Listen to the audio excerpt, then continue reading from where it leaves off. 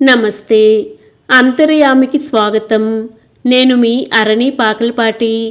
అంతర్యామిలో మరొక మంచి విషయం తెలుసుకుందామండి. బాపు గీయని బొమ్మ. రాసినవారు మహి.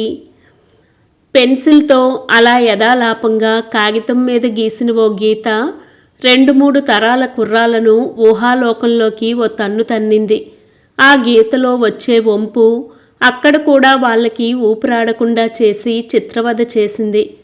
తరాలు మారినా ఏఐతో వేల రకాల బొమ్మలు సెకండ్లో వచ్చిపడే వీలున్నా బాపు బొమ్మ బాపు బొమ్మే. నిజానికి బాపు బొమ్మ గురించి మాట్లాడడానికి కూడా అర్హత ఉండాలి. కానీ మాలాంటి అర్భకాభిమానులు ఎలా అయినా అనేసుకొని ఆనందపడే వీలుండడం ఈ చట్టంలో ఉన్న లూప్ హోల్. కాబట్టి దాన్నిప్పుడు విచ్చలవిడిగా వాడేసుకోవచ్చు. అసలు ఎక్కడి నుంచి మొదలు పెట్టాలి చెప్పమా? నుదిటిపైన నాట్యమాడే ముంగురులను మెచ్చుకుంటే చివరాఖర్లో ఉన్న జడగంటలు చిన్నచూపు చూశారంటాయి. ముచ్చటగా ముద్దొచ్చే మునివేళ్లతో మొదలు పెడదామంటే పక్కనే ఉన్న పారాని మూతి 3 వంకర్లు తిప్పుతుంది. గొప్ప చిక్కొచ్చి పడిందే.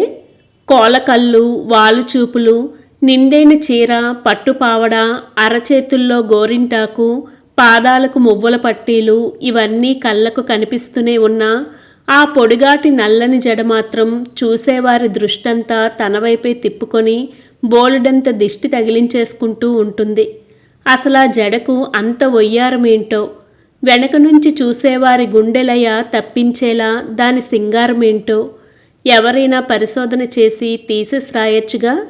ఫర్ ఎగ్జాంపుల్, చూసిన ఎన్నో క్షణంలో అవతలి వారు లోకాన్ని మర్చిపోతున్నారు, ఆ తర్వాత చూపు మరల్చలేక ఎంత ఇబ్బంది పడుతున్నారు వగేరా వివరాలతో. హరివిల్లులోని రంగులు చినుకుల్లా రాలుతున్నట్టు, ఆ చినుకులన్నీ అందమైన చిత్రంగా మారుతున్నట్టు బాపు కుంచె నుంచి ఎన్నో కళాఖండాలు రూపొందిన అందమైన ఆ అమ్మాయి బొమ్మ జనబాహుల్యంలో బహుళ ప్రచారానికి నోచుకుంది. దీనికి కారణాలు లేకపోలేదు. ప్రతి ఆడపిల్ల తనను తాను ఆ బొమ్మలో ఊహించుకోవడం ఒకటైతే, ప్రతి అబ్బాయి తన జీవితంలోకి వచ్చే అమ్మాయి అంత చక్కగా ఉండాలని కోరుకోవడం మరొకటి. అయినా మనసులోని సున్నితత్వాన్ని తట్టిలేపే ఆ బంగారు బొమ్మ ఎవరికి నచ్చదు? ఇప్పుడు ఆ వాలుజడ భుజాల వరకు కట్టయి ఉండొచ్చు. చీర చుడీదారుగాను, పరికిని ఫ్యాంటుగాను కూడా మారచ్చు. సన్నజాజుల మాల అల్లే వేళ్ళు కంప్యూటర్ కీబోర్డు మీద కుస్తీలు పట్టచ్చు. గుమ్మంలో భారంగా ఎదురు చూసే రోజులు పోయి క్యాబ్లో ఉరుకులు పరుగులు పెట్టచ్చు. కానీ ఆ సుకుమారమైన సౌందర్య రాశి ప్రతి అమ్మాయిలోనూ అంతర్లీనంగా అలాగే ఉంటుంది. అది తాను వలచిన పురుషుడి సాంగత్యంలో మరింత వన్నెలిపోతుంది. ఆ అంతఃసౌందర్యానికి తరతరాల ప్రతీకే మన తెలుగువారి బాపు బొమ్మ, నేటి ఆధునిక అమ్మాయి. అంతకు మించిన అందం, ఆత్మవిశ్వాసం కలబోసిన బాపు గీయని బొమ్మ. విన్నారు కదండి. బాపుగారు గీసిన బొమ్మల్లో చిలిపితనం, శృంగారం, అంతకు మించిన దైవత్వం ఉట్టిపడతాయి.